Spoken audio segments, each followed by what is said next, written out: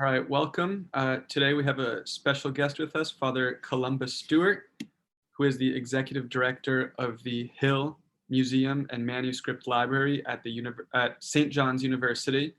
Uh, they do some very important work there, which is preserving manuscripts from across the world, from Christian, Muslim, all sorts of different religious traditions, and very important work of preserving the human heritage. So thank you, Father Columba, for joining us today. My pleasure, Eduardo. I'm happy to be here. And I should just note that I'm at the St. John's in Minnesota because we're often confused with the ones in other locations. So I'm Very at the one that was founded by Benedictine monks. excellent. And you are of course a Benedictine monk yourself. So we'll get into that shortly of how that maybe plays into your work. But could you just tell us a little bit about the preservation work that goes on at Himmel and just frame for our audience what exactly goes on? Sure. So the project began in 1965 during the Cold War. And the mission at that point was to microfilm monastic manuscripts in Austria and potentially other European countries because there was fear of nuclear conflict, World War III, and that we would lose our monastic patrimony.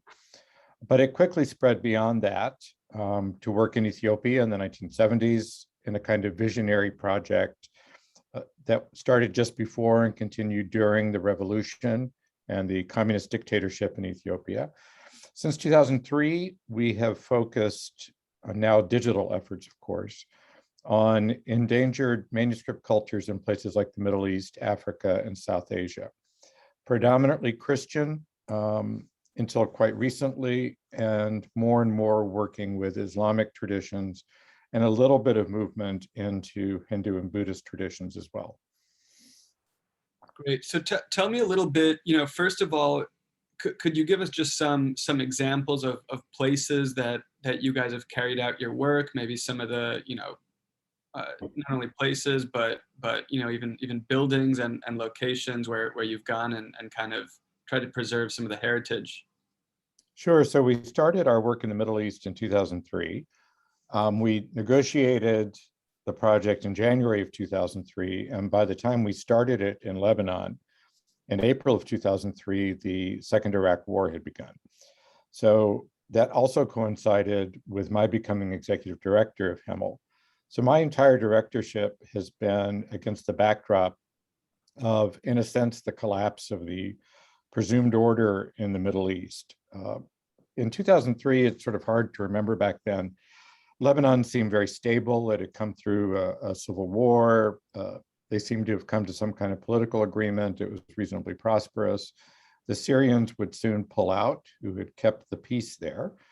And despite the trouble in Iraq, it seemed distant. So we worked extensively with Christian libraries in Lebanon before and alongside that, expanding into work in Syria, working especially in Aleppo with the various Christian communities of that ancient Silk Road city, always very cosmopolitan, complex ethnic and religious geography in Aleppo. And that was a wonderful series of projects. And everyone told us in 2005, nothing will ever happen in Syria. It's the most stable country in the Middle East because they had such a strong dictatorship. And then, of course, we had 2011 and the Arab Spring and Iraq going up and down after the 2003 invasion. And so we've seen it all kind of unravel. But fortunately, we were able to do most of our work in the region before the Troubles. And we have been we did establish relationships with preservation partners in Iraq, working with Christian manuscripts in this case, mostly in the north, but elsewhere in the country, before, during, and after the ISIS occupation of northern Iraq, where many of our partners were displaced, sent into exile, and so on. More recently, in addition to the Middle East work, we've done quite a lot of work in West Africa with the manuscripts of Timbuktu, the fabled desert city, which is actually a real place. And at one time was quite an important place intellectually for West African Islamic culture. And we've done quite a lot of work with the manuscripts of Timbuktu and other cities in Mali the last few years. And of course, Mali today is front lines for jihadist attacks and terrorism of various forms. And so it's a classic case of our trying to preserve stuff which has already been endangered and is likely to be at even greater peril in the future. So those are just some examples of the kind of neighborhoods that we work in. And are you yourself doing a lot of the traveling to these places, or what are kind of some of the interesting stories of your own of going to some different locations for this work? So I do travel to all these places. I'm essentially the relationship builder. So I'm the one who meets the local partners, often through an intermediary who may be a member of that community or from that country. And then we establish a relationship of trust on the basis of which we then do the digitizing. In these cultures, a personal relationship is important, establishing a human dimension and feeling that we come with respect for their tradition, even if it's different from my own, and that we will sort of hold the photographs of their manuscripts in trust and not misuse them, and instead help preserve their culture and make it better known through online access. So I do that. We do also have local field directors who actually manage the projects. And one of our fundamental principles, our kind of our MO in these locations, is we train and pay local people to do the work. So it's not the foreigners coming in and taking stuff and leaving nothing behind for the locals, which is the classic pattern from the colonial era. And all of these places, were colonized by European countries at one point or another, or virtually colonized by the United States. So we're really trying to model a different approach to cultural heritage. We don't take it to our museums. We leave it in place. We empower local people to preserve their own heritage. Take us into the nitty gritty a little bit. What are some really important maybe texts that you've found or discovered? I imagine there's some stuff that's in a sense material that we know, but maybe sometimes there's completely new things. Or what have been some of the really important discoveries or preservations that you've made? I think there are two aspects. And for some cases, like the Eastern Christian cultures, let's say Syriac Christianity or Christian Arabic Christianity, a lot of manuscripts from those traditions have been taken to the West in the beginning of the late 18th century, continuing through the 19th and early 20th. And many books have been written about those traditions on the basis of the manuscripts found in the great libraries of Europe and, to a certain extent, the United States. So what we've been able to do is document a kind of continuing manuscript culture in those regions, and also document the manuscripts which may not have immediately attracted the attention of a European shopper who would be inclined, grab something that's beautiful or grab something that seems really old. And if you take all the things that we've digitized, some of which may not be particularly attractive as art objects, but contain otherwise unknown texts or variants of a text, or they have texts which were thought to have gone out of fashion, and we show they continue to be copied even into the modern period, that really changes the way that people view those cultures. So there's kind of that kind of dimension. The other part, and this would be the case with the West African Islamic material from Mali, is that classical Islam in its Middle Eastern form has been thoroughly studied. So the authors are known, the texts are known. This is the subject of study by millions of people in the scholarly world, both within the Muslim community and then outside it who study it. Western African Islam is a very different thing. And this is much less studied, partly because people have had limited access. There's some manuscripts in Paris from the period when it was a French colony. But for the most part, it's quite little known. And so here's a very distinctive indigenous form of Islam, really married to African culture and tradition, different in flavor and practice from the classical Islam of the Middle East. And that's really, really interesting. So it's like looking at Syriac Christianity or Armenian Christianity as being very much its own thing, despite its commonality, of course, with the broader Christian tradition. So this is actually quite exciting to lift up previously understudied or neglected traditions, whether Christian or Muslim, and put them out there for people to study. And without putting you on the spot, knowing that you're not a dedicated scholar of West African Islam or anything, what have been some of the interesting discoveries, perhaps, that have been a fruit of making those manuscripts available that can maybe contrast with the more well-studied Middle Eastern tradition? Well, there would be, for example, Islam generally has a strong tradition of legal texts and commentaries on Islamic law. And there are distinctive West African ones as well, so that interpret Islamic law in the context of that particular cultural tradition, ethnic tribal structures, this kind of thing, which is, very much a part of how people identify in that part of the world. There's also, the very interesting transition of traditional medicine, prayer forms, things that in the West we sometimes dismiss as, magical, et cetera, but are just traditional medicine everywhere, even in Christian traditions. And to see how that, in a sense, becomes Islamicized and continues as part of the tradition, even though religiously, of course, it's an Islamic culture, but they continue many traditional practices. And so the manuscripts have evidence of that kind of thing. And then lastly, they're really interesting things like travel logs, so historical records of the area, documentary materials and letters and archival documents, and examples of writing in the manuscript. They're all written in Arabic because there was no written language in these areas until Arabic came. And we find in some of the manuscripts things written in local languages using Arabic script. So that's really exciting for scholars because they see older forms of languages that are still spoken or languages that have essentially died out. And yet they're, sentences here or there or marginal notes which preserve something from those lost languages. Does the work continue in Europe and in other places that maybe are considered more stable these days? Obviously, we're not in a Cold War situation in places like Austria, but I imagine there has to still be some very rich material there that there would be a desire to open to the public. Our largest European center of activity is Malta and Malta-related material because of the Order of St. John of Jerusalem, more commonly known as the Knights of Malta.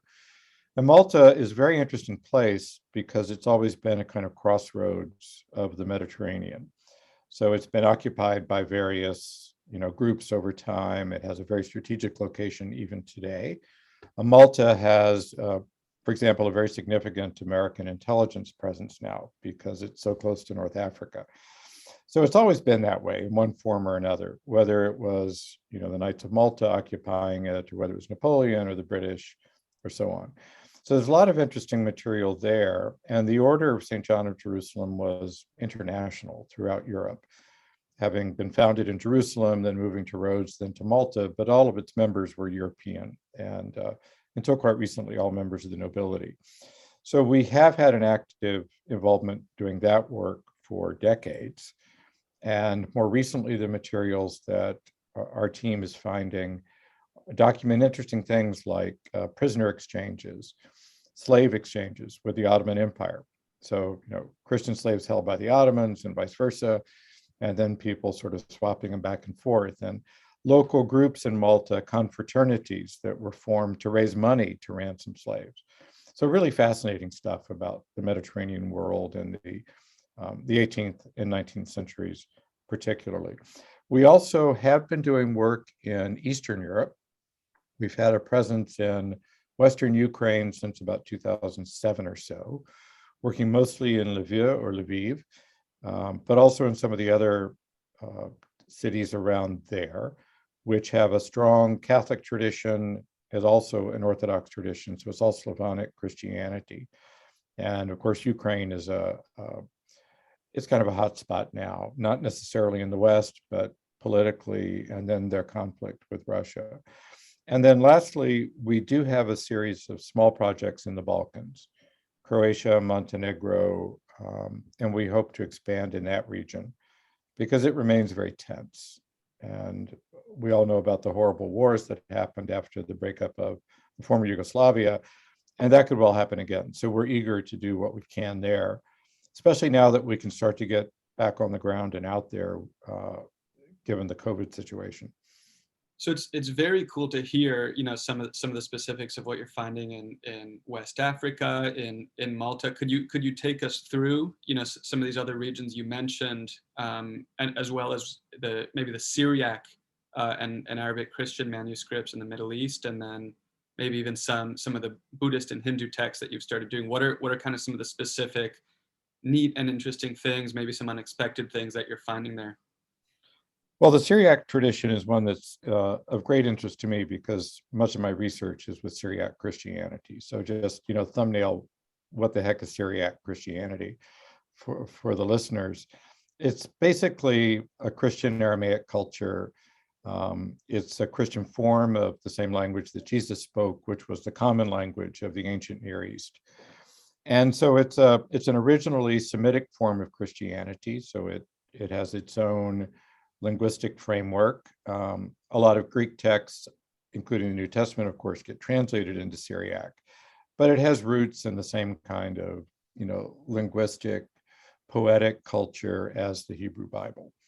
So it has been a flourishing Christian tradition in Mesopotamia. So in the Middle East, in areas such as Lebanon, Syria, Iraq, into Iran today. So at one time very widespread, including an early mission through Central Asia into India and across the Arabian Sea into India, probably as early as the 1st century. So really, really interesting stuff, and a community which has been quite scattered in recent decades because of conflict in the Middle East. So large communities of Syriac Christians in places like Sweden and Germany, as well as large communities in the United States. Okay, so why is it interesting? Well, it's interesting in its own right with its own authors and own understandings of things like Christian asceticism or monasticism, liturgical forms, poetry, which is a big part of their tradition. It's also important because, like Armenian and some other Eastern Christian languages, there are texts that were translated from Greek into Syriac early on, which we no longer have in the original language because they fell out of favor. And so if something falls out of favor, they don't copy it anymore. Or in the Greek world, a text was thought to be a little dicey theologically or problematic in some form.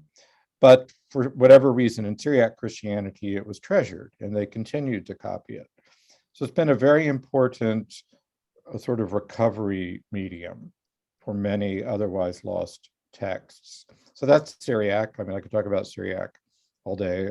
Perhaps on another occasion, I'll do that. Christian Arabic is quite interesting because, first of all, a lot of Western Christians don't even realize that Arabic is a Christian language. And it's been a Christian language really since the arrival of Islam in places like Palestine and Syria. And you had important centers such as Marsaba Monastery in the Judean desert, now in the West Bank, which were centers of translation of both Greek and Syriac literature into Arabic as Arabic became the common language of the region, even for Christians. So even though Christians kept their traditional liturgical languages, they did all of their daily life in Arabic because that had become the language of business and government and administration and so on. So there are very early translations, which again preserve important texts, which might otherwise be lost. And then what's been kind of fun, especially working with Christian Arabic Catholic communities in places like Aleppo and Lebanon. So, Greek Catholics, Armenian Catholics, Syriac Catholics, Maronite Catholics, Chaldean Catholics in Iraq, all of these essentially 18th century Eastern traditions, which established a portion of them, relations with the See of Rome. Lots of really interesting translations of Western theological and devotional literature into Arabic. And, Francis de Sales, Imitation of Christ. I mean, these things which are very Western, sort of counter-Reformation or later polemical literature, catechisms and things in Arabic translation. And, that's kind of fun to show the way that these cultures, start to overlap. So, it's interesting things like that. And this kind of thing is becoming of greater scholarly interest as scholars move away from the preoccupation with the original text, the oldest and purest, and realize that that's not the way intellectual life operates. It's always a rich conversation.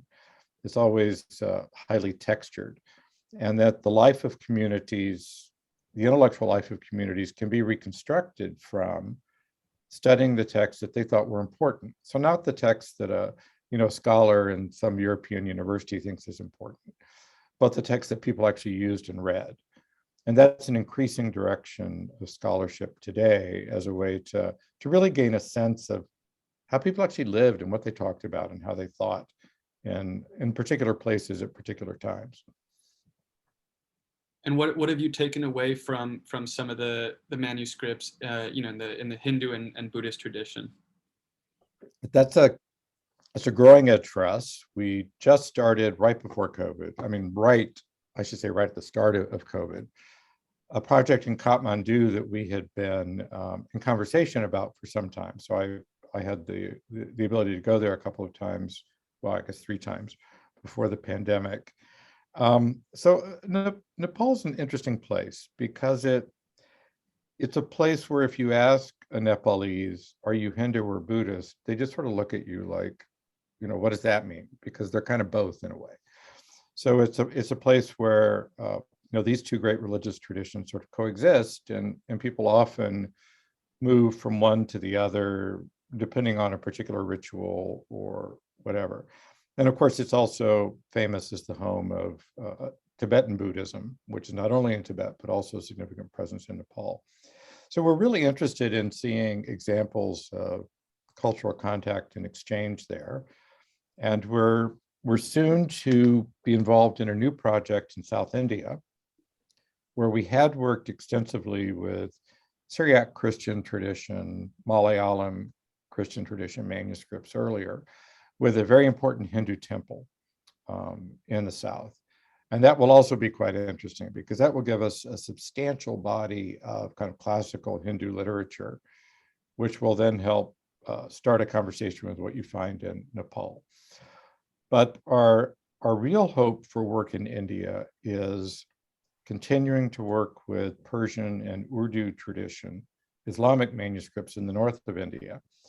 The goal being that we can somehow recreate the kind of cultural pathway that goes from the Middle East through Central Asia into South Asia. So we've got more libraries in India on our screen. We have a project in Karachi right now, so there's Pakistan, and then Central Asia is going to be our next area of prospecting. And the thought of recreating, in a way, the kind of Silk Road of manuscripts that brought these traditions, Christian, Islamic, into that region, I think could be really exciting. The question is not 100% formulated in my mind, so forgive me if I stumble along as I'm asking it, but it seems that in a sense, at least in the West, we've got sort of a narrative, as it were, and a story about how our tradition and our civilization develops. But is there some way in which, looking for these texts, as you said, kind of recreating the Silk Road, there's kind of an attempt to build out an understanding of a coherent story as well, and understanding it wasn't just like the West had this development and the rest of the world was just kind of happening out there, and then all of a sudden we came along and then they joined kind of our civilization and our kind of world of ideas and historic development. Well, that certainly isn't the case. So we've been talking here recently as we've been working on a new issue of our magazine, and one of the concepts that we fell upon as we talked about how to keep finding new and interesting ways to describe our work is to say that, the traditional understanding of a so-called republic of letters, meaning texts and ideas that floated across European nations, often written in Latin, which would have been the common scholarly language of the pre-modern era, and that united people across language and geography. But that is not an exclusively European or Western concept, that there was such a thing really throughout the world. And in some ways, actually, what they call now Islamicate studies, so Islamic cultures sort of everywhere, they had an even bigger one than the West had, covering greater geographical scope, really uniting people in these exchanges on, the Quran, law, and so on. And so I've sometimes described manuscripts as being the kind of original Internet of Things, that they were material objects, but they were also somehow connected to each other by the ideas they contained. And we sometimes think that, before the invention of airplanes and steamships and so on, people didn't travel much. Not so. They traveled a lot, it's just it was slower. And there are advantages to slow travel. If you travel slowly, you need to take a lot of books with you, and you pick up books and you trade books. And so you leave these little bits of your culture along the path of your journey. And then, of course, you pick up new things in these various locations and bring them home. And so again, sort of recovering some sense of how that operated.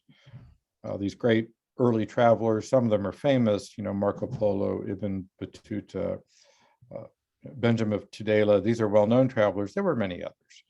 And we keep finding little traces of their presence in various places. So I'm doing my personal best to recreate all their travels so that we can find what's left behind. The collections at Himmel, of course, a lot of this stuff today is digitized rather than microfilm. So is all of this available to the public, or is it sort of a scholar kind of thing, or who's using it? It's all available to the public. The bottleneck is cataloging, but we've got a great team of catalogers who are working on things. We've got, I think the latest count, about 100,000 manuscript records online in Himmel Reading Room, which is our online platform. And I think now 60,000 of them have complete image sets with them. So you can see the whole manuscript. Anybody can sign up. You register, but it's one time and it's free. It's open to everyone who wants to have a look. There is the obvious, barrier of language, because these are written in, these various traditional languages. Latin is among them. There's some Italian things from Malta and so on, but for the most part, they're in, these sort of languages that scholars tend to study. But it's always worth having a look. And on the landing page for the Himmel Reading Room, we always have a kind of, featured collection or, a bit of eye candy that people can look at that really shows them the particular beauty of a certain manuscript tradition. And even if people don't actually read the manuscripts, because that requires languages and training and so on, we really try on our website, our social media, and other forums to tell stories about them that would interest the general public. So why does this matter? Well, here's a story that we found in a manuscript. This is what this particular manuscript tells us about how these people lived and what their preoccupations were. Because people are always asking us, what's in these manuscripts and why do they matter? And we have to have an answer to that question, because we depend on those other people to help us do the work.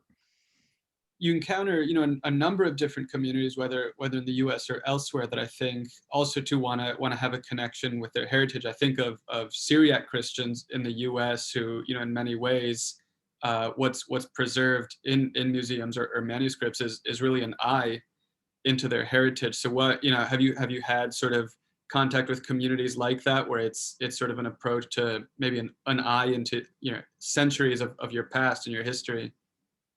We have very good relations with these different communities. I'm very involved personally in ecumenical dialogue with the Oriental Orthodox traditions, which would include the Syriac Orthodox and the Armenians and the Coptic Church and the Ethiopic Church. So I do that, kind of in my monastic role, I guess, in my scholarly role. And that establishes personal relationships with leaders of these different communities. And then, of course, the network in this country I mean, I know many of these people because we turn up at conferences and meetings and so on. So that bond with the living communities is very important because, at the end of the day, we're really doing it for them. It's not for us. It's not my personal tradition.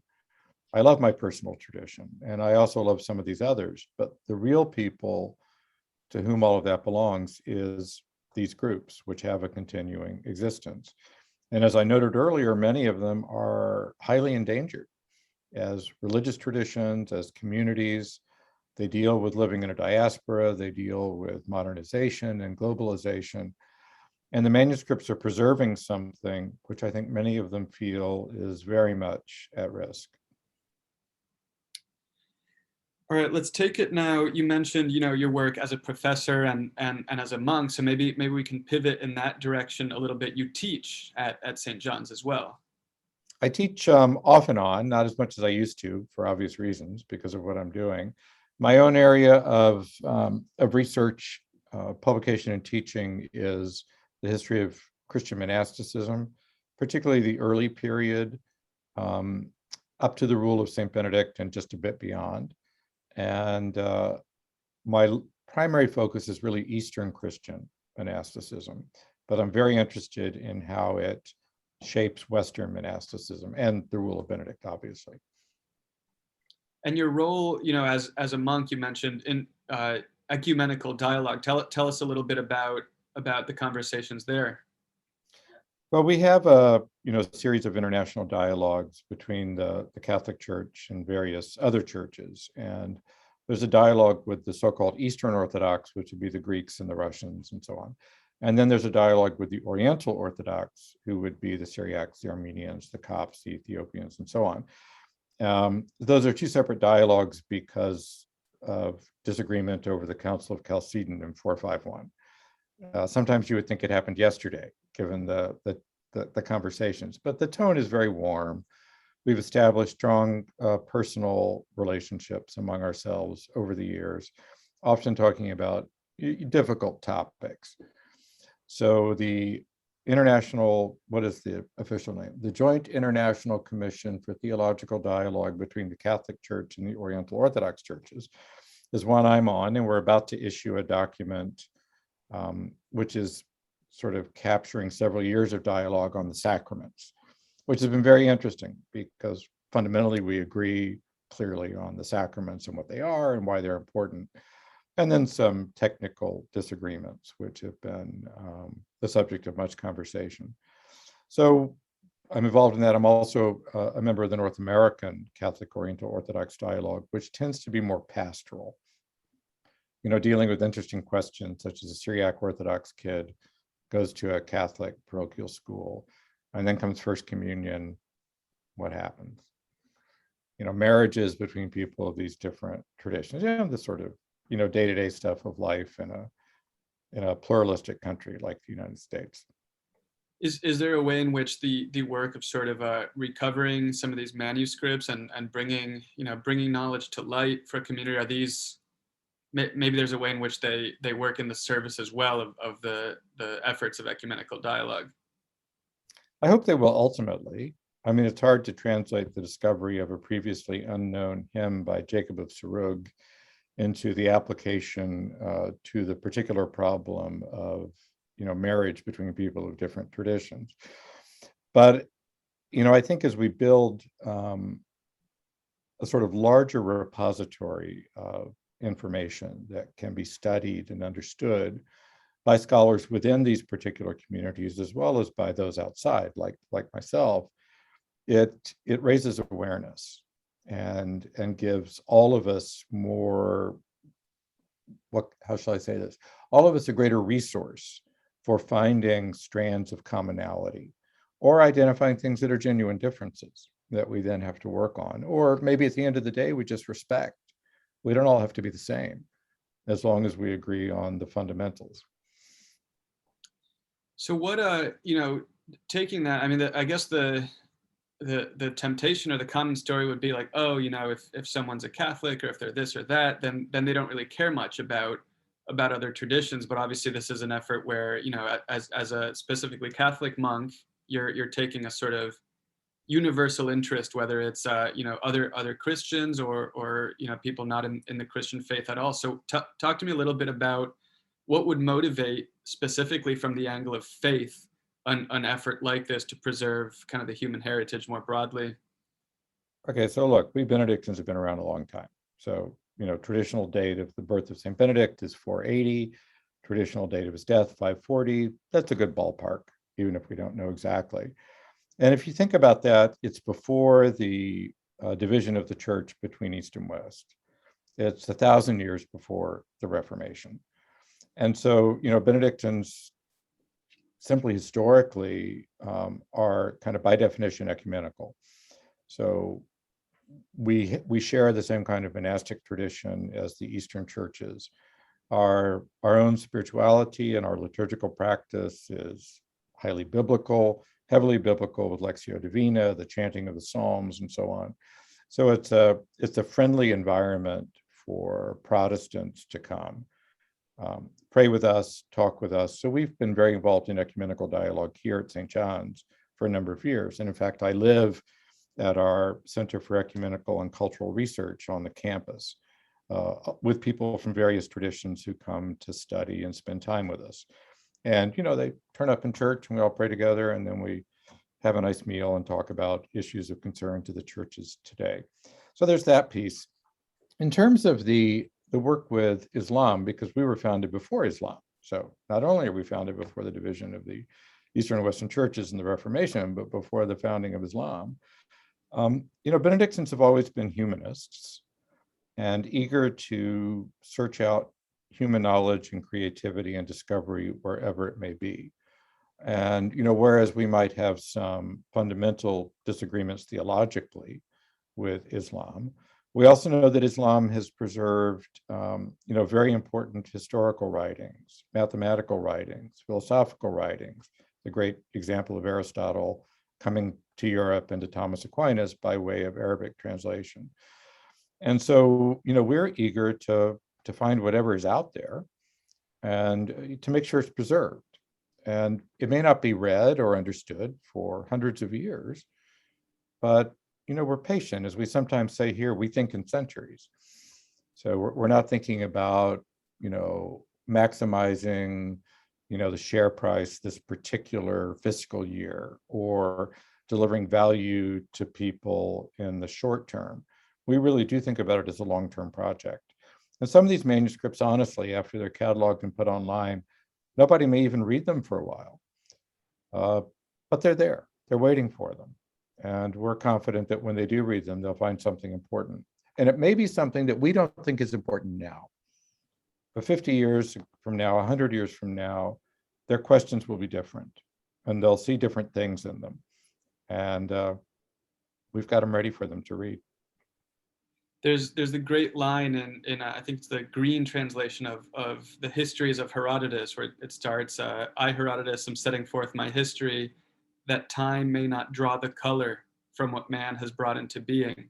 So, when I look at some of the manuscripts and the great illustrations, especially, I think of the beautiful color that's present there. In a sense, it's the same mission, prevent time from kind of dissolving that color which man has brought into being, and which is part of the human record of worship or art or philosophy or so forth. Mm-hmm. Very much. And when you see many of these manuscripts, they wrote them to last. So these were not ephemeral documents. They weren't cheap paperbacks. They weren't something that somebody reads once on their Kindle and then it's gone.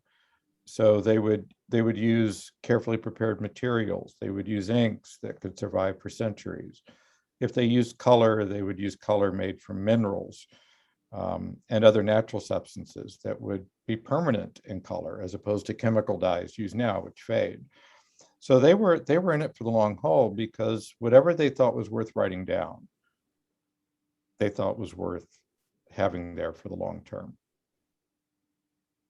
Right, absolutely.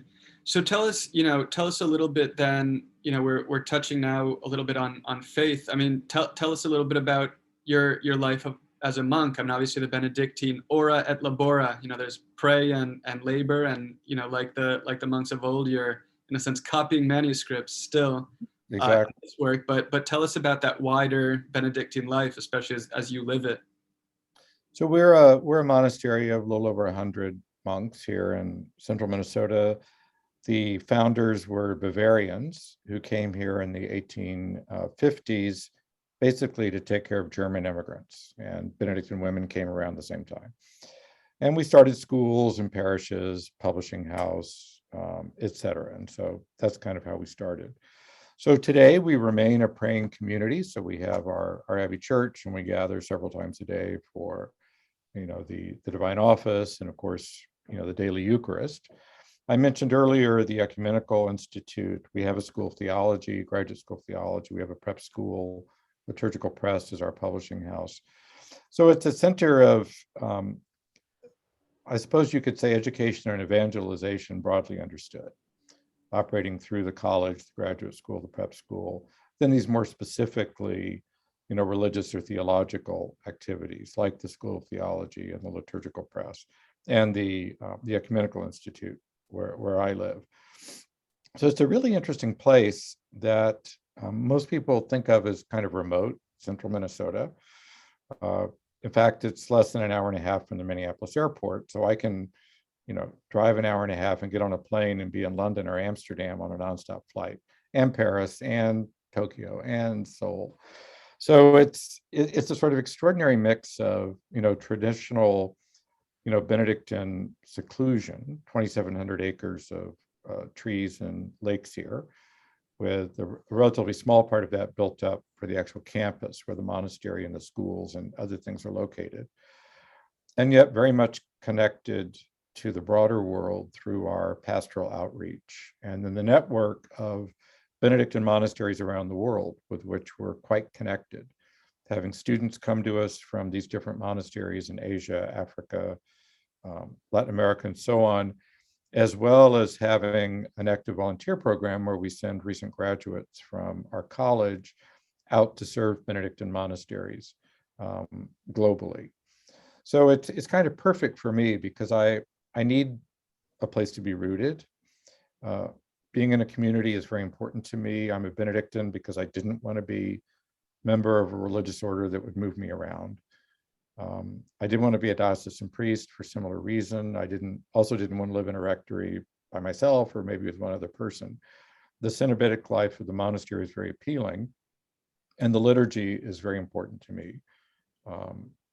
Obviously as a Catholic, the Eucharist is important, but the liturgy of the hours is important to me as a monk, as a stabilizing force. And the practice of prayerful reading of Scripture and Lectio Divina is essential grounding.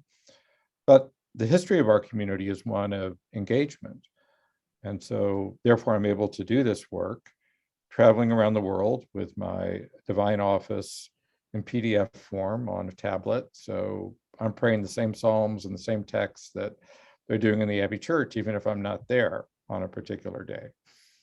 And then just my fundamental rules of travel, such as never turn on the television in a hotel room. You got a silent space, simple silent space. And then you can perpetuate some of the spirit here, even in a very different location. And you're obviously in a position where your scholarly research is obviously very related to your own life. What have been some of the maybe big takeaways that you've been able to bring into your own practice of the monastic life from the early centuries of material that you study? Well, understanding how we got to the Rule of Benedict has been very rewarding. A lot of people think the Rule of Benedict starts monasticism, like it's this text that dropped from heaven and it was this brilliant new thing. And it was a highly traditional document that incorporates a lot of earlier, largely Eastern Christian monastic wisdom within a particularly wise pastoral constitutional framework. So that's been very interesting. I've also been very blessed in being able to visit the important locations for early monasticism, both East and West. And there's something about seeing geography and terrain and understanding the kind of physical, natural environment of monastic traditions, because it marks them just as it marks us here in this very beautiful place where I am right now. So that's been very powerful. My current scholarly project is writing a new overview of the origins of Christian monasticism and trying to bring some of the scholarly discoveries of recent decades and some of my own interests and sort of fruits of my research into a form that will be of interest, I think, even to a general audience. So I'm trying to make it substantial, not trying to make it too wissenschaftlich and so loaded with footnotes that it daunts the general reader.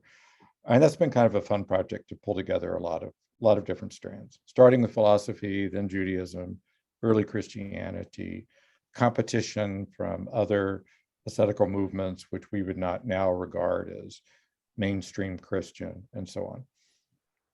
What are there some what are some of the key maybe revisions that you have found in your research towards that book that might be different from maybe the traditional account of the early centuries and the formation of monasticism? Well, I think the most important thing for people to understand is that monasticism, or asceticism, a more general term, is not a Christian invention. It was very much a part of the Jewish culture at the time of Jesus and John the Baptist, which was much more variegated than what we think of as Judaism today, which is essentially rabbinic Judaism, centered on the synagogue in all of its various denominations, just as Christians have them. In the time of Jesus and John, there were ascetic groups like the Essenes, the communities involved with the Dead Sea Scrolls. John the Baptist himself was not really an exceptional figure. There were other people like him, living in the desert, preaching an imminent judgment, the need to repent. This was very much in the air at the time of John and Jesus. And so the teaching of Jesus himself about, the coming of a Son of Man, about, imminent destruction of religious institutions and things like the temple. Again, this was out there in the culture. And so early Christians, in a sense, preserve elements of that in their decision to live the Christian life ascetically for reasons of being vigilant and prepared for what lies ahead. And of course, that evolves over time as, the return of Jesus does not happen imminently. We see that in the writings of Paul, that he gradually realizes it's not happening tomorrow, so let's sort of figure out what we're going to do for the longer haul.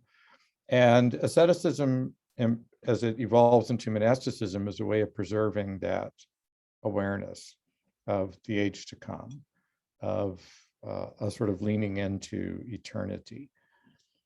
But as I say, it has its roots in Judaism and even in philosophy, Greek philosophy, which gives early Christianity so much of its vocabulary for talking about spirituality and theology, as well as disciplines which become central to monastic practice, which were also used by philosophers to help them focus on essential questions.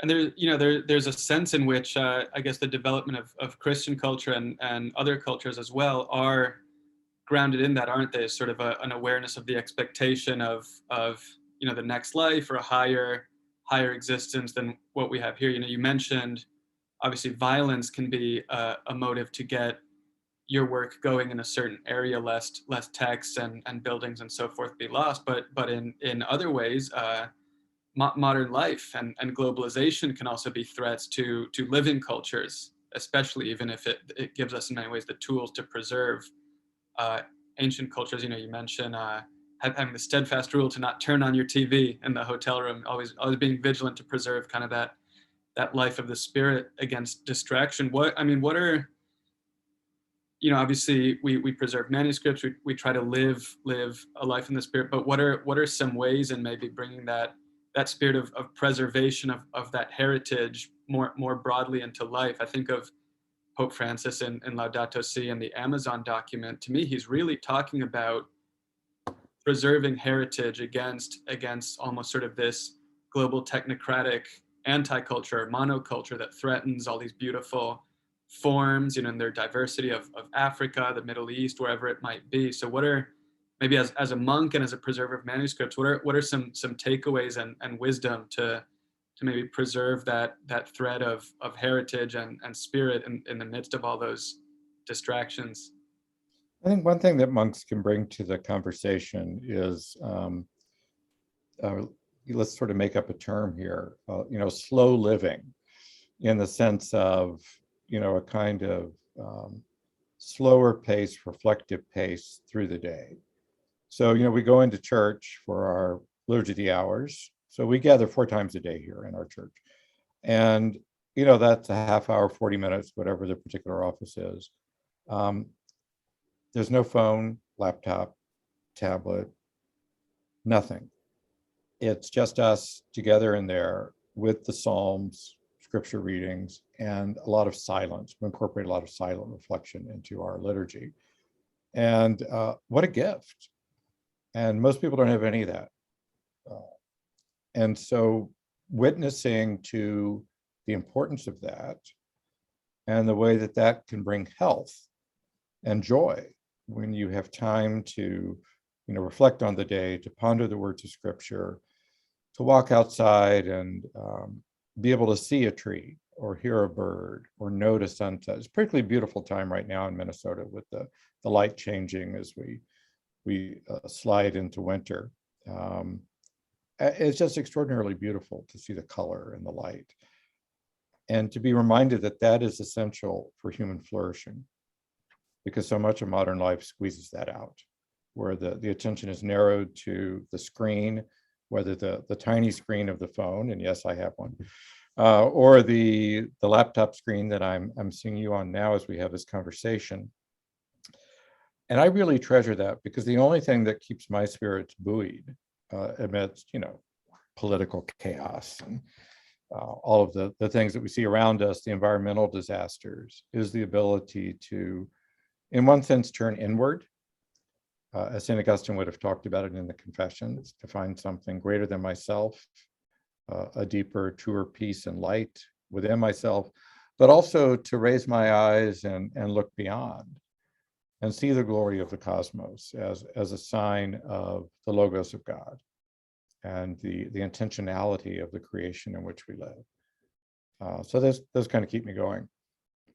There's a sense in which, too, I mean, if you look at manuscripts, very often the art has its beauty based in the natural world, trees or animals and forms and things like that. And I guess there has to be kind of that interiority leads to maybe a more fulfilling exteriority, right? If you're turned inward, you can look at the natural world and appreciate its beauty, as you said, as a sign of the Logos of God. The Armenians are very good at this in their manuscripts, particularly. They're famous for zoomorphic letters. So, letters that are shaped like animals. So it's not just a little picture of an animal like you see in Latin manuscripts, but the letter itself is a bird or some other thing, and they're just exquisite. And you wonder, well, where were they as they wrote this that inspired them? What were they encountering on a daily basis that had this vividly present to them that they wanted to preserve it in that way? Have you ever found in your travels that being in the place gave you sort of an insight into what you would see in some of the manuscripts? That's an interesting question. I don't know, like a direct crosswalk to what I see in the manuscript, but as I mentioned earlier, seeing the terrain and topography of places has been very important for my understanding of monasticism, and has helped me appreciate maybe some of the edges as well as just the contours of different Christian traditions, which are shaped by the challenges and the opportunities of their environment. The desert, I love deserts. I like deserts, oceans, plains, big sky. I don't really like, hemmed in by mountains and valleys and that kind of thing. I'm a kind of wide open guy. And you can see why that became very important for monasticism, because it gave people this sense of a distant horizon. And yet, of course, as we all know, if you spend time in a desert or an ocean or a prairie, there's so much life right in front of you that you wouldn't see unless you stop and bend down and look. And that, that sort of kind of binocular view of the distant as well as the immediately proximate and the living, I think it's pretty important for us to have. Beautiful note to end on. Well, Father, I want to thank you for your time. Really appreciate your getting on for the conversation today. Most welcome, Eduardo. Enjoyed it. Thanks.